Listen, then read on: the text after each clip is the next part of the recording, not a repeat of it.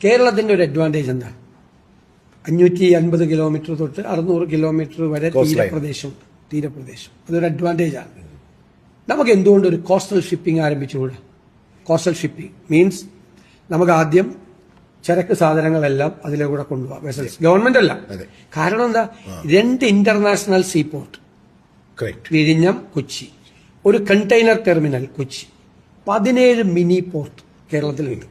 ആ മിനി പോർട്ടൊക്കെ കുറച്ചുകൂടി നമ്മൾ ഡെവലപ്പ് ചെയ്ത് കഴിഞ്ഞാൽ നമുക്ക് ആദ്യം ഈ സാധനങ്ങൾ മുഴുവൻ കൊണ്ടുപോകും. അതിലെ 1/4 എക്സ്പെൻസ് ഉണ്ടാവുള്ളൂ. റോഡിൽ കൂടി കൊണ്ടുപോകുന്നതിനെക്കാട്ടിലും കുറവാണ്. അവിടെ റോഡ് കുറെ ഫ്രീ ആവും, കുറെ ഗ്രീൻ ആവും. പിന്നെ ഒരു കോസ്റ്റൽ ഏരിയ, ഒരു പോർട്ട് സിറ്റി ആയിട്ട് ടോട്ടൽ കേരളത്തിനെ നമുക്ക് ഡെവലപ്പ് ചെയ്യാൻ പറ്റും. ജസ്റ്റ് ലൈക്ക് സിംഗപ്പൂർ, സിയാറ്റിൽ, പല സ്ഥലങ്ങളെ പോലെ. അത്രയും അഡ്വാൻറ്റേജ്, ഈ കോസ്റ്റൽ ഏരിയയുടെ അഡ്വാൻറ്റേജ് കേരളത്തിലുണ്ട്.